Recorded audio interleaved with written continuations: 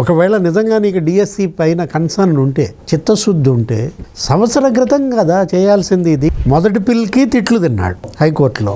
నిన్న సెకండ్ పిల్లు ఎంత తిట్టిందంటే, మీరు దీన్ని వెనక్కి తీసుకుంటారా, మమ్మల్ని కొట్టేయమంటారా? అక్కడేదో చిన్న హోటల్ నడుపుకునేటటువంటి ఇద్దరు తల్లి కూతుళ్ళు ఆ హోటల్ అంతా పీకేసి, వాళ్ళనే మళ్ళీ బెదిరించి, వాళ్ళతో సెల్ఫీ వీడియో వదిలి ఎంత భయానక వాతావరణం సృష్టించారు. నిజంగా పరామర్శకు అయితే ములాఖాత్ టైం అయిపోయినాక వెళ్తావా?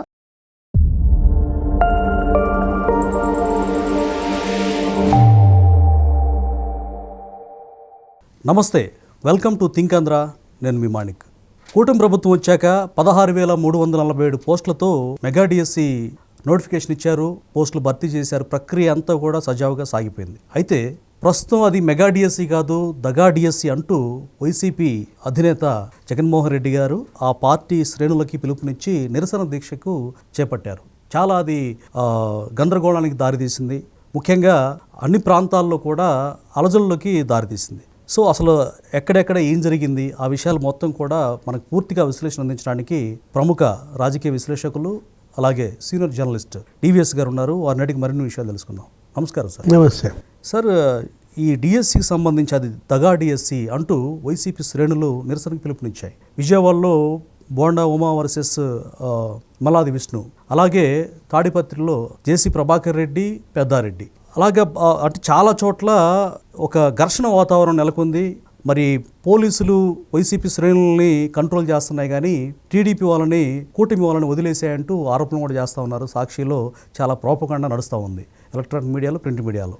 అయితే అసలు నిజంగా ఈ డిఎస్సి మీద వాళ్ళు చేసేటువంటి ఈ నిరసనని ఏ విధంగా చూడాలి? వాళ్ళు చేస్తున్నటువంటి కొన్ని ఆకృత్యాలు కూడా జరుగుతూ ఉన్నాయి, అంటే లేని వార్తలను పుట్టించడం చేస్తూ ఉన్నారు. టోటల్గా ఈ ఇష్యూని ఎలా చూడాలి సార్? యుద్ధం ఏంటిది? యుద్ధం. ఆంధ్రప్రదేశ్ కాదు, యుద్ధ ప్రదేశ్. ఏదో రకంగా అశాంతి సృష్టించాలి, అన్రూల్ క్రియేట్ చేయాలి, అన్రెస్ట్ క్రియేట్ చేయాలి. ఎందుకని సార్? ఏది ట్వీట్ పెట్టాడా? రేపటి ట్వీట్ ఇవాళ రెడీ అయిపోయిందా? స్క్రిప్ట్ ఇంకా వచ్చిందో రాలేదు తెలియదు సార్. నారాసుర పాలన మరో అరాచకం అని పెడతాడా? గతంలో పెట్టారు, అబాస్ పాలయ్యాడు. ప్రతిదీ ఏది? ఇప్పుడు నిజంగా ఎందుకు ఈ ముసుగు యుద్ధం? ఎప్పుడు చేయాల్సిన నిరసన దీక్షలు ఇవి? ఒకవేళ నిజంగా నీకు డిఎస్సి పైన కన్సర్న్ ఉంటే, చిత్తశుద్ధి ఉంటే, సంవత్సర క్రితం కదా చేయాల్సింది దీక్షలు. ఆ నోటిఫికేషన్ వచ్చాక జాబులు రిక్రూట్మెంట్ జరుగుతున్నప్పుడు జరగాల్సిన నిరసన ఇది. రిక్రూట్మెంట్ అయిపోయి వాళ్ళు విధులు నిర్వహిస్తూ జీతాలు తీసుకుంటూ ఇప్పటికి సంవత్సరం 2 నెలలు. ఇప్పుడేంటి ఈ యుద్ధం? ఇప్పుడు నిన్న పర్వతరెడ్డి చంద్రశేఖర్ రెడ్డి మీ ఎమ్మెల్సీ రెండో పిల్లు వేశాడు. మొదటి పిల్కి తిట్లు తిన్నాడు హైకోర్టులో. నిన్న సెకండ్ పిల్లు హైకోర్టు ఏమంది? మీరు పిల్ అనేది ఆయుధం. ఇవాళ పబ్లిక్ ఇంట్రెస్ట్ లిటిగేషన్ అది ఆయుధం. ఎందుకు ఇలా దుర్వినియోగం చేస్తున్నారు? ఇందులో ప్రజా ప్రయోజనం ఉందా? రాజకీయ ప్రయోజనం తప్ప. ఎంత తిట్టిందంటే, మీరు దీన్ని వెనక్కి తీసుకుంటారా, మమ్మల్ని కొట్టేయమంటారా? ఎక్కడున్నాడు పర్వతరెడ్డి చంద్రశేఖర్ రెడ్డి? అడ్రస్ లేడు. ఇవాళ ఎమ్మెల్సీగా రాజీనామా చేసావా? తెలుగుదేశం కూడా అడిగినట్లేదు. చేయాలి సార్, చేయాలి. ఇలాంటివి వచ్చినప్పుడు గత రోజుల్లో చేసేవాళ్ళు. తెలుగుదేశం, జనసేన అసలు వాళ్ళు కూడా డిమాండ్ చేసినట్టు లేరు. అసలు ఎమ్మెల్సీ పదవికి ఇవాళ అతను మోరల్ రెస్పాన్సిబిలిటీ కట్టుబడి రాజీనామా చేయాలి. ఎస్, నైతికంగా బాధ్యత వహిస్తూ. ఏమన్నాడు వాళ్ళ అడ్వకేట్ హైకోర్టులో? భయపడంట వేయటం లేదంట పిల్స్. ఎవరు? అభ్యర్థులు. ఎలక్షన్ రాని అభ్యర్థులు, ఎంపిక కాని అభ్యర్థులు వాళ్లే కోర్టుకు వచ్చేవాళ్ళు కదా, నువ్వెందుకు వేసావంటే వాళ్ళు భయపడుతున్నారు. దానికి కూడా హైకోర్టు సమాధానం చెప్పింది. ఏది? భయపడే వాళ్ళు అయితే 356 రిట్ పిటిషన్లు ఎలా వేశారు?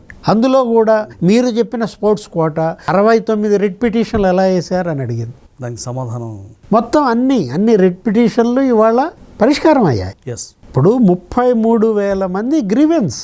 నిజంగా ఏది? ఒక ఎగ్జామ్ జరిగిందంటే అది రాని వాళ్ళల్లో, సెలెక్ట్ కాని వాళ్ళల్లో అసంతృప్తి ఉంటుంది, అవును, బాధ ఉంటుంది. ఆ పెయిన్ని మీరు క్యాష్ చేసుకునే ప్రయత్నమా? అదే ఎగ్జాక్ట్లీ అదే అనిపిస్తుంది సార్. ఇంకోటి ఏంటంటే, ఇప్పుడు ఆ విద్యాశాఖకు సంబంధించినటువంటి అధికారులు, పెద్ద అధికారులు కావచ్చు, లోకేష్ గారు కావచ్చు, బహిరంగంగా దీని మీద చర్చించడానికి సిద్ధం, ఎలాంటి అవకతవకలు లేదు, పారదర్శకంగా జరిగింది అంటూ చెప్పిన నేపథ్యంలో ఫస్ట్లో ఈ అభ్యర్థులు సాక్షి టీవీలో కూర్చొని మాట్లాడారు. ఈ క్లారిటీ ఇచ్చాక ఇక వాళ్ళకి అర్థమైపోయింది, అది మనమే బ్లేమ్ అయిపోతాం అని చెప్పేసి అభ్యర్థులకు సైలెంట్ అయిపోయారు. కానీ వైసీపీ మాత్రం దాన్ని వదిలిపెట్టలేదు.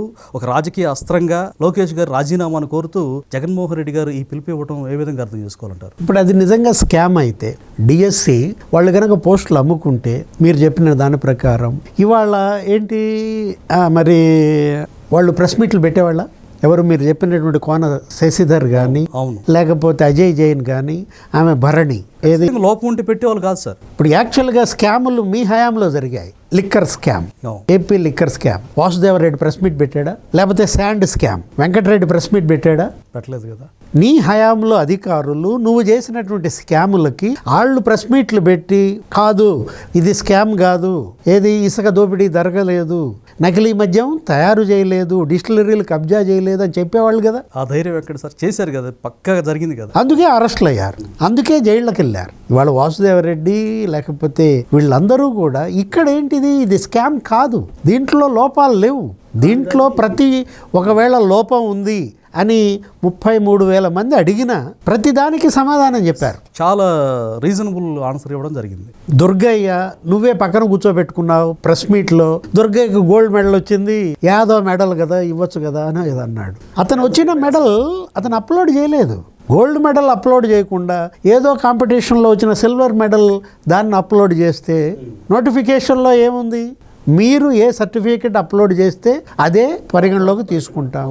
అరే వెంట్రుక వాసిలో వాళ్ళు కోల్పోయారు అవకాశాలని, వాళ్ళు చేసినటువంటి పొరపాట్ల వల్ల, అక్కడ ఉన్నటువంటి హారిజాంటల్ రిజర్వేషన్ వల్ల. ఇప్పుడు నీకు తెలియదా, నువ్వే కదా ఆ రోజు ఆ రిజర్వేషన్ సుప్రీంకోర్టు చెప్పిన దాన్ని జీవో ఇచ్చింది. శశిధర్ గారు కూడా ఆ విషయాన్ని కోట్ చేశారు సార్. ఎస్సీ కేటగిరైజేషన్, లేకపోతే మహిళా రిజర్వేషన్, స్పోర్ట్స్ కోటా 2% అంట 3% చేయడం స్కామ్ అంట. ఇప్పుడు స్పోర్ట్స్ని ఎంకరేజ్ చేయడం కోసం అది క్యాబినెట్ డెసిషన్, అవును, అది ఉమ్మడి నిర్ణయం, ప్రభుత్వ నిర్ణయం. అది కనుక తప్పు అయితే కోర్టే డిసైడ్ చేస్తుంది కదా. అవును. ఇప్పుడు మీరు కోర్టుకి వెళ్ళారు, ఎందుకని మరి దాన్ని కోర్టు తప్పు పట్టలేదు? అది విధాన నిర్ణయం, ఒక విధాన పరంగా తీసుకున్న నిర్ణయం. అక్కడ వాళ్ళు క్రీడలను ఎంకరేజ్ చేయాలనుకున్నారు కాబట్టి 2%ని 3% చేశారు. అది ఒక స్కామ్ అంటే అంటే దేన్ని స్కామ్ అనాలి, దేన్ని స్కామ్ అనకూడదన్న విచక్షణ కూడా లేకుండా మాట్లాడుతున్నారు. ఇప్పుడు ఆ రోజు ఏది ఎన్టీ రామారావు ఎస్సీ రిజర్వేషన్ 17% ఉన్నదాన్ని 18% చేశాడు. అట్లాగే ఎస్టీ రిజర్వేషన్ 4% ఉన్నదాన్ని ఆయన 6% పెంచాడు. అవి స్కాములా? విధానం పాలసీ 1% రిజర్వేషన్ పెంచడం అనేది ఆ ప్రభుత్వ విధాన నిర్ణయం. ఇప్పుడు కాపులకి రిజర్వేషన్ చంద్రబాబు ఇచ్చారు 10%, స్కామా? కాదు కదా. అదేదో అక్కడ వీళ్ళు కుదరలేదు, ఈడబ్ల్యూఎస్ చేసుకోమని కేంద్రం చెప్పింది, ఈడబ్ల్యూఎస్ కింద 5% ఇచ్చాడు, స్కామా? కాదు కదా. ఇప్పుడు ఇవాళ దీన్ని అడ్డం పెట్టుకుని ఎలా ఉద్రిక్తతలు పెంచుతారు, ఎలా అన్రెస్ట్ క్రియేట్ చేస్తారు? మీరే చెప్పారు బెజవాడ ఏంటది, మల్లాది విష్ణు వర్సెస్ బోండా ఉమా. అయినా రియాలిటీ అక్కడ ఎక్స్ప్లెయిన్ చేశారు సార్. బోండా ఉమా గారు కూడా నేను ఒక మెయిన్ స్ట్రీమ్ మీడియాలో చూసా, వాళ్ళకి అనుబంధ ఛానల్ అది కూడా, ఇదిగో ఏం జరగట్లేదు కావాలని రచ్చ చేస్తున్నారంటే వైసీపీ వాళ్ళు ఏం చూపిస్తున్నారంటే సాక్షిలో, ఇదిగో పోలీసుల మీద కొడుగుట్లు వేస్తున్నారు, పోలీసులు కూడా కొడుతున్నారు, పోలీసులు అచాతనంగా ఉండిపోతున్నారు, వాళ్ళని ఎంకరేజ్ చేస్తున్నారు అన్నట్టుగా అసలు లేని వార్తని కల్పించారు సార్. అక్కడ విజువల్ కూడా లేదు అక్కడ. ఇప్పుడు మీకు ప్రత్యేకంగా ధర్నా చౌక్ ఉంది, అక్కడ కదా చేసుకోవాల్సింది ధర్నా. బెజవాడలో బోండా ఉమ్మ గారు అదే అన్నారు. ఇప్పుడు హైదరాబాద్లో ఇందిరా చౌక్ ఎలా ఇక్కడ ఉన్నదో, ఇక్కడ ఒక ధర్నా చౌక్, అక్కడ జంతర్ మంతర్, ఎక్కడ ఢిల్లీలో ఎక్కడ చేసింది కాక్రోచ్ జనతా పార్టీ? జంతర్ మంతర్లోనే. మీరు అది వదిలేసి గవర్నమెంట్ ప్రింటింగ్ ప్రెస్ దగ్గర రోడ్డు మీద టెంట్ వేస్తానంటే అది ప్రజా జీవనానికి ఎంత ఆటంకం ఉంది. అంటే వీధి పోరాటాలు ఏది ఇవాళ వైఎస్ఆర్ కాంగ్రెస్ పార్టీ కేవలం ఏంటంటే స్ట్రీట్ ఫైట్ అన్నమాట.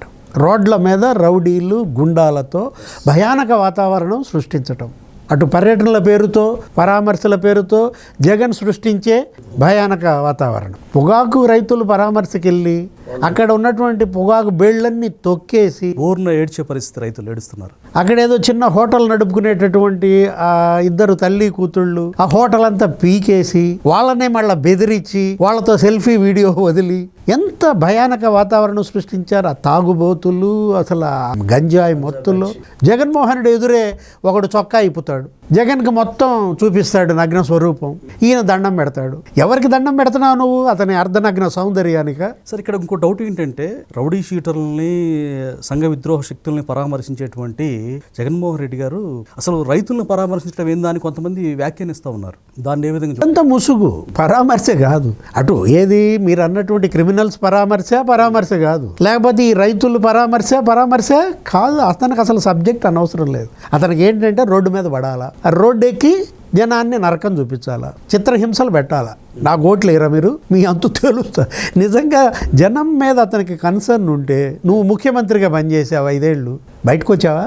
సార్, ముఖ్యమంత్రిగా పనిచేసినప్పుడు నిజంగా మీలాంటి సీనియర్ జర్నలిస్ట్, ప్రజెంట్ ఆయన ప్రెస్ అకాడమీ చైర్మన్గా ఉన్నారు, ఆలపాటి సురేష్ గారు ఆయన చేసినటువంటి విధ్వంసాన్ని మొత్తం కూడా పుస్తక రూపం ఆయన రాశాడు. కానీ అధికారం ఉన్నప్పుడు విధ్వంసం చేశాడు, అధికారం కోల్పోయాక కూడా ఈ విధమైన ఇందాక మీరు చెప్పినట్టుగా హోటల్లో ఉన్న 2 మహిళల్ని బెదిరించి మళ్ళా వీడియో చేయించడం, అధికారం లేకున్నప్పటికీ కూడా ఇంత వినాశకారిగా విధ్వంసకారిగా చేస్తున్నాడంటే రేపు ఒకవేళ అధికారంలోకి రావడానికి ఆయన ఎలాంటి విధ్వంసాలు చేసే అవకాశం ఉందంటారు ఎలక్షన్లో? అదే కదా తెలుగుదేశం పార్టీ అంటోంది, హానికరం సమాజానికి ఈ పార్టీ, హానికరం, ఇంజురస్ టు ఆంధ్రప్రదేశ్ అంటోంది. అదే కదా. ఇవాళ అది విధ్వంసం కాదు. సరే, నువ్వు ముఖ్యమంత్రిగా ఉంటూ నువ్వు అసలు హెలికాప్టర్లో తిరిగావు, స్పెషల్ ఫ్లైట్లో తిరిగావు, గాల్లోనే కదా నువ్వు వెళ్ళింది. మరి ఇప్పుడు నేల మీదకి ఎందుకు వచ్చా? ఇప్పుడు ఈ రోడ్డు మీద ఎందుకు తొక్కుతున్నా? మామిడికాయలు దొక్కుతావు ఎక్కడ? మామిడి రైతుల పరామర్శకి వెళ్ళి ఇతను వస్తుంటే ఒక 5 ట్రాక్టర్ల మామిడికాయలు పోయాలా, తొక్కుకుంటూ పోవాలా.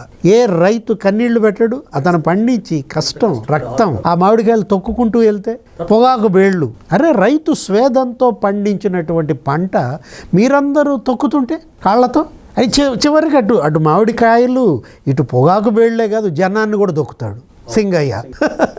లేకపోతే మీరు అన్నారు ఏది, ఇటు ఈ రైతు పరామర్శలు ముసుగు, నెక్స్ట్ క్రిమినల్స్ పరామర్శ. నిజంగా పరామర్శకు అయితే ములాఖాత్ టైం అయిపోయినాక వెళ్తావా? వెళ్ళకూడదు కదా. సీదిరి అప్పలరాజు విషయంలో ములాఖాత్ 4:30కి క్లోజ్ అవుతోంది, నువ్వు తొందరగా రారా మగడా, తర్వాత చూసుకుందు కానీ మిగతా అన్ని కార్యక్రమాలు వెళ్ళేటప్పుడు పలకరిస్తూ వెళ్దు కానీ అని ధర్మాన ప్రసాదరావు ఫోన్ చేస్తే కారులో ఉండి పగలబడి నవ్వుకున్నాడట. సార్, దీన్ని బట్టి వాంటెడ్గా ఇది క్రియేట్ చేయడానికే ఆయన ఆ విధంగా వెళ్ళింది.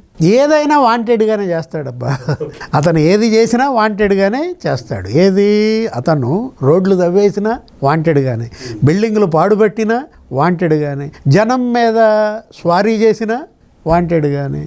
ఒక యముడుగా మారాడు ఆంధ్రప్రదేశ్ పాలిట యముడ. సరే, ఈ జన సమీకరణ తండోపతండాలుగా ఈ గంజాయి బ్యాచ్ అంటే వాళ్ళు ఒక కాన్షియస్లో ఉన్నటువంటి వ్యక్తుల్లా ఉండలేదు వాళ్ళు. మీరు అన్నట్టు ఇందాక షర్ట్ ఇప్పదీసి ఒక సైలెన్సర్లు తీసేసి బండ్ల మీద స్వైర వ్యవహారం స్టంట్లు చేసే వ్యక్తులు అరాచకం చేస్తూ ఉన్నారు. వాళ్ళని ఎలా సమీకరిస్తున్నారు? అసలు వాళ్ళు ఎలా వస్తున్నారు? 14 ఏళ్ల క్రితం జగన్ ఒక్కడే, ఇప్పుడు ఇంటికో జగన్ తయారు చేస్తున్నాడా? ఇప్పుడు రోడ్డుకో జగన్ తయారు చేస్తున్నాడా? చేశాడు ఆల్రెడీ. వాళ్ళంతా ఇవాళ రోడ్ల మీదకి వచ్చి జగన్తో పాటు రప్ప అయ్యా కదా. ఇవాళ ఓహోం సీఎం ఇప్పుడు అదే ఏది ఇవాళ అతను పెంచి పోషించిన విషవృక్షాలు ఇవన్నీ. నువ్వు నాటిన విత్తనాల మీద అంటాడు చంద్రబాబుని. ఇవాళ ఈ రోడ్ల మీద ఈ రౌడీలు, గుండాలు, ఈ ఉన్మాదం, ఈ గంజాయి బ్యాచ్, ఈ బ్లేడ్ బ్యాచ్, ఇవన్నీ జగన్ నాటిన విత్తనాలు ఇవాళ విషవృక్షాలుగా మారి ఇవాళ జనం మీద పడుతున్నాయి. తస్మాత్ జాగ్రత్త. Thank you sir. నమస్కారం.